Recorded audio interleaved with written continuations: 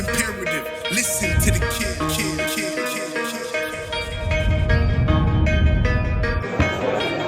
What it do? What's up, bro?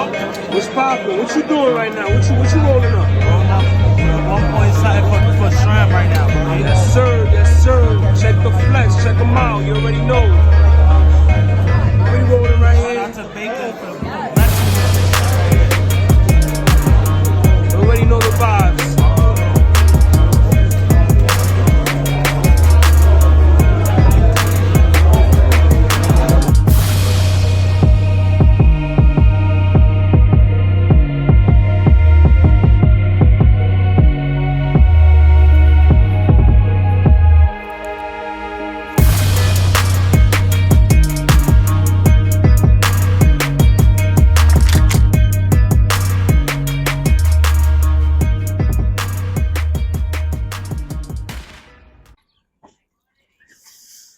Welcome back. We in the Let Me See What You Smoking show, and we got one of the professional rollers here in New York City, repping the BX. Check the flex in the house. Thank you for coming out, my brother, and blessing this episode of the Let Me See What You Smoking show. And dude, what are you rolling up right now?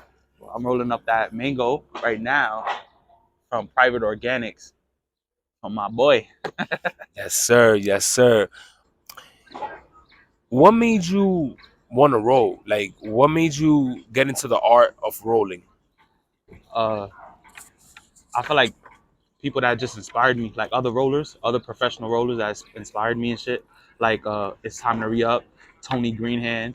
Uh, who else? There's a few others that bro BJT.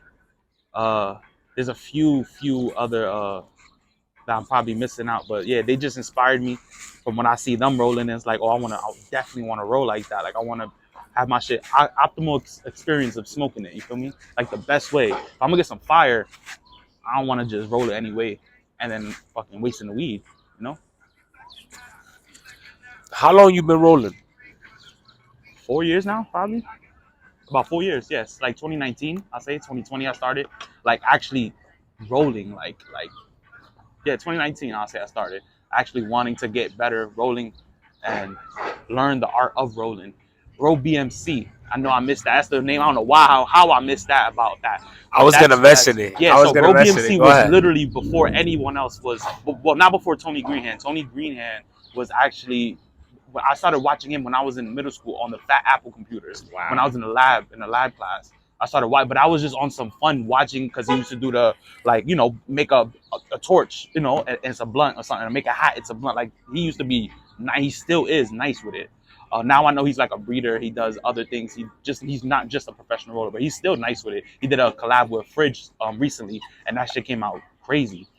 Yeah, but he was one of the main, and he was showing a lot and giving us a lot for like pre-rollers education on what he was doing and why he was rolling the way he rolls. And it wasn't just like something simple. It's like something detailed in all of his stories. If you look through his stories, you see like paragraphs of him telling us the how the cherry is burnt and how he's supposed to light the joint and just everything, even the tuck tech. And I feel like that came from him. I have never seen nobody do that before him. He was the one, I believe, that created the tuck tech, where you have the organic tips or quartz. He would use like a glass quartz, and then you put the other filter inside, tuck tech tip. But I think he started that, I believe. I'm not 100% though.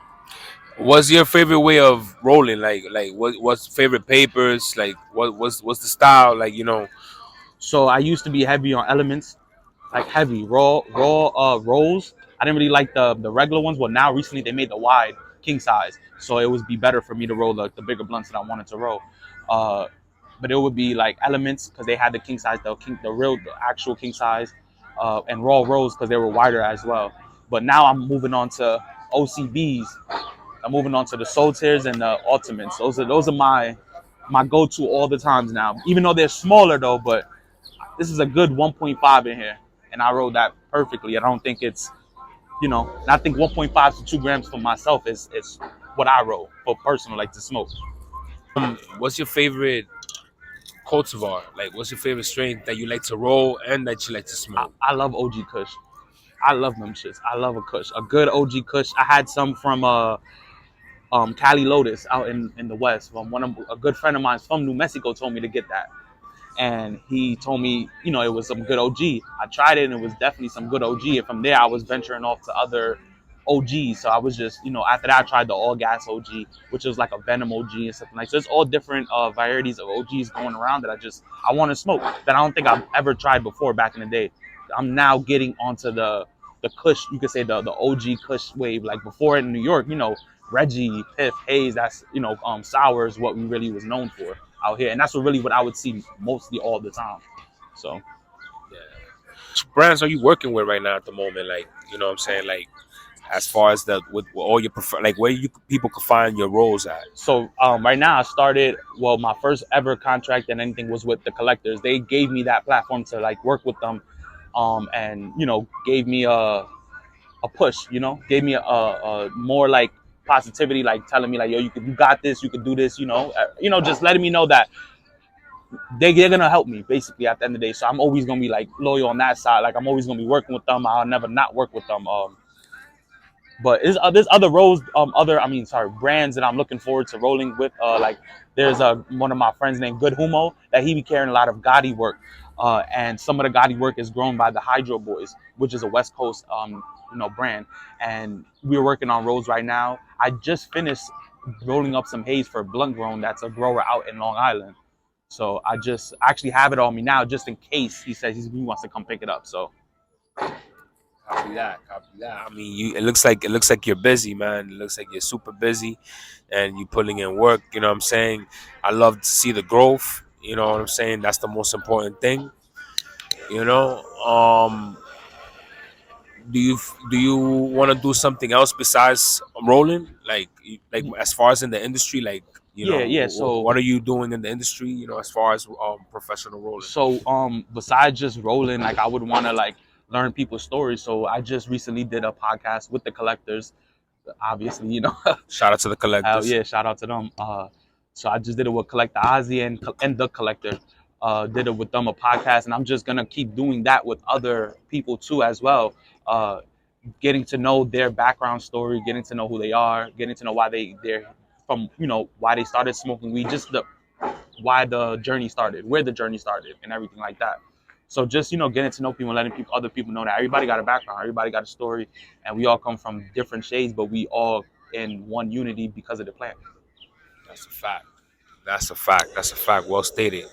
As far as like you see the state of New York right now, you know what I'm saying? Will you roll with a legal company? That's hard to answer, to be honest, because I'm still strictly on like the black market. Because even if it's legal out here, they're not really helping the black market. So I would love to have my rolls in stores, but I feel like I would also want to be a part of something bigger.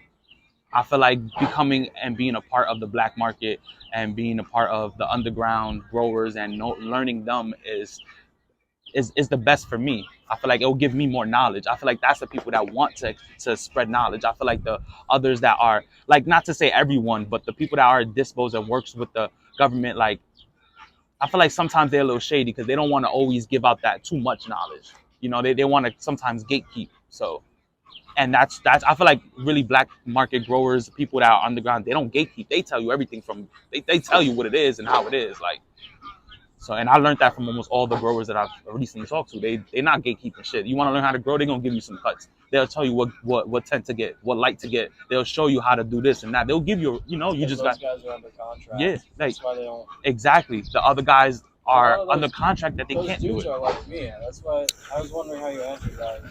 A lot of some of those legal growers came from the traditional market. I'm gonna give a shout out. If that's okay. Adirondack Greenhouse Company. My boy Diesel, super cool dude, came from the legal industry and now he grows legally, and he's got fires. I think he's some of the best legal fire I've smoked. But they're under contract. It's hard for those guys to talk about what they do because it's just legal stuff. Yeah. See, that's interesting. I never really got to. You see, and that's another way, an underground grower teaching someone that, like, I don't think this is, you know what I mean? Because of the contract, it's harder for them to explain why they can't tell me what they can't tell me. So So yeah, check the flex is in the house, doing what he does best. You know what I'm saying? Look at the roll. It's, Look at the perfection on the roll. You know, that's what it's all about. I mean, I have a question, right? Do you believe that in these competitions, the judge panel, do you believe there should be at least one judge that's a roller? oh for sure. I agree 100% because, but it depends on the roller. But yes, I agree because there's a lot of rollers that rolling is important when it comes to the smoking experience. And if you have a roller or two, you know what I'm saying, or three, Yeah, because I'm not you, even saying directly towards me. I'm just saying there's a bunch of, at least a handful of rollers out in New York right now that these competitions that, you know, they're really good, have really good judges. But I just feel like one place would be good for any of these rollers to participate, because let them roll it for the judges. Let them give them that optimal experience so they can judge it the proper way. that's a fact. That's a fact. You hear it first here. Get people that are making competitions down. Get some rollers involved. Get some people that are actual connoisseurs, not just people that are influencers or things like that, but mostly people that are actually heavy involved. What's the most that you have rolled? In a day or like a week or a Like project, and so what's been the most difficult project? Like yeah, so I would say the half pound that I did with Collector recently was like 112. About that, like, if I'm count, yeah, it's 114, I believe. It was 114 because they were all 2 gram joints and they had rosin in it, so they had their rosin in it. So yeah, it was about that, and I'm doing it again for them. So, and it's not really, I wouldn't say it's the hardest.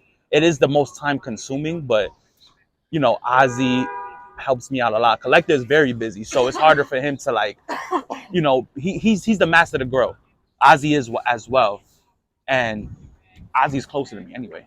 Ozzy lives not too far from where I'm at, so we always hang out and chill. Shout out to him, you feel me? And then he always, when I'm rolling, he doesn't just sit there and look at me. He gives me, a helping hand all the time, because I'm just a one-man show. You feel me? I don't have nobody to really help at the moment to, like, that has the same inspiration. And even the people that do, I don't know yet. yeah, Still time.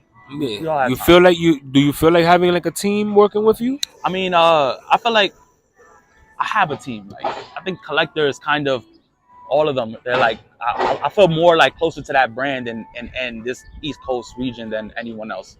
Just like probably I have a good close connection. Yeah, Same, literally the same. yeah. Yeah, I feel you. I feel you. That's important, when it comes to this industry, because people try to like run with your shine and keep moving to the other team, and then try to run from that person's shine, then bounce to the other team, and you know what I'm Exactly. And saying? that's why what I told Collector when we first started, I was like, y'all gave me this excuse me. Y'all gave me this platform. Y'all gave me this platform kind of to start. Y'all gave me a good foundation to start from. You know what I mean? Like, I was rolling before I met them, but when I met them, it was more like, we could give you some connections. We could help you. You feel me? We know people. Like, they were already big. It wasn't like I knew them for a long time. Shout out to New Bud and you as well. Y'all both helped me get in contact with them when I just wanted to buy bud from them. And that's literally a year ago. That's not 2-3 years ago. It's a year, probably a couple of weeks before this time. And I remember this time last year, it was in Rob's house, and we bought a QP of Collector's work, and we had a big scythe in his house. That's how it is. That's the power of Instagram. You know what I'm saying? And power of also of growing relationships for the plant. You know, and I talk about, like, if you want to talk about it, you know, your upbringings, how you came up. You know what I'm saying? I mean, I grew up in the Bronx.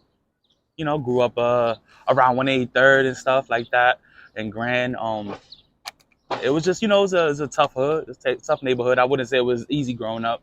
Got locked up, did some dumb shit, got locked up. Was away in and out 3 years, like doing a lot of programs and a lot of shit just because of probation and because of smoking weed. So I was on probation, and because I wasn't stopping smoking weed, they were putting me in programs that were, well, like 90% of literally people that does crack, heroin, and there's nothing wrong with them being there. But it's like, I feel like I was in a different We were in it, and most of the people that were there for weed were mandated from courts to be there because they was on probation, and it was illegal at that time. Makes sense. It's Yep. actually makes sense. It doesn't make sense. You know what I mean? Yeah, it doesn't make sense to us, but But it makes sense. But it doesn't make sense because they try to like, you know how it is with these. yeah, they these try to. prisons It was in trying jail. to make weed. I feel like it was a war on drugs when we were growing up. Like I think it was Bloomberg, right? Bloomberg, shit, Giuliani, all Yeah, of they them was. dudes. Yeah, all these dudes were just attacking us. Like I swear to God, I remember coming out my apartment house built by a house, not the building, and there were cops in the hallway, just standing there in my hallway, 5th floor. Like it was not. I'm not talking about outside the building. I'm not talking about on the corner in my building, out right when you walk out your door to go in the elevator to go to the lobby. They were in the hallway. Like it's like that shit was the scariest shit. Like you don't know what they could do. They could run up in your house and have the right to. At that time, there was no body cameras. Like I'm not even gonna say they're gonna have the right to, but there was nobody to witness to say they were wrong. So it was just scary at that time, like real scary. And you know that's the change that we see now. You know now you see less of that. You know, and it's a difference. You know what I'm saying, from that time to now. You know. Also, when was the first time you actually started smoking? I remember I started smoking. My first time was with my cousin. I don't know if I was like 9 or 10. I smoked like a blunt or two with him, and then I never smoked again for like a few years, like till I got like 13, around there, 12, not like 12, 11, 12. And then I got locked up like I was 13, so stopped again for a few years in and out. I was still smoking. I was locked up, but it was like Bible paper, shit like that. You locked up, you gotta smoke whatever you find. Like, so I was smoking and shit like that, but it wasn't like consistent. But I'll say when I was like 16, from there on, I never really stopped. Just been smoking that from there on. I mean, it's been a while. And how old are you now? 27. Oh, 27. Yeah. Okay. So I'm about to say, what, like 11 years? Yeah. Consistent. And then before that, it was like 5 years, chopped up. What does Check him see himself in the future? Damn, I don't know. I try to live by the day, by day by day. Like it's hard to see. Like I have goals and all that. Like, I wanna be bigger in rolling. Want to be like in a. I want to be able to provide for the people that come from where I come from. I want to be able to give them opportunities as well. That's really what I want to do it for. Like I don't want to do it for myself. That would be selfish. I wanted to do it for a whole bunch of other people that can do what I do. Show them that you don't have to rap. You ain't got to play ball. You definitely don't got to follow the way the 9 to 5 the government wants you to do. You could do whatever you really want to do. You feel me? Like, and I feel like I'm not there to say that yet, but I'm gonna say it to speak it into existence. Like, you feel me? Like, there's gonna be something permanent, even if it's not rolling specifically. But I'm gonna have a lane where there's gonna be something permanent where I could show people where I come from. Like, yo, we could do this. We could make our neighborhood better. Let's invest into our neighborhood, not out. Let's not move out. Why are we always moving out of our neighborhoods? Make it better. Let's make it better. Like that. Yeah. You know what I'm saying? Word up. Yo, any last things you want to say to the people? You know what I'm saying? Any shout outs you want to give out to the people? Shout out to, I guess, everybody that gives me an opportunity to, showcase their flower in the best way possible. That's really, to everybody. Specifically, obviously, the ones I've worked with before, Collector, Blunt Grown already. Damn. I feel like those are the two that can come because they're so recent. But, Puffers. I don't know how I forget about him. He's one of the first. Puffers. Damn, there's so it's a few people, but I can't really think of it right now. But yeah, just shout out to everybody in the future too that's gonna eventually let me showcase their flower as well, or be on the podcast. Either or, like whichever. Word up. Where can they find you at? Well, check the Flex on Instagram. Check with a DA and then Flex. Both Check and Flex is spelled correctly. The middle is just DA. Instagram too. YouTube as well. Check the Flex the same way. That's about it. Just those two is all I have right now at the moment. You already know. Check the Flex. Thank you for Yes, sir. hopping on the show, my brother. It was an honor, bro. And keep doing what you do, my brother. Stay blessed. Thank you, bro. You already.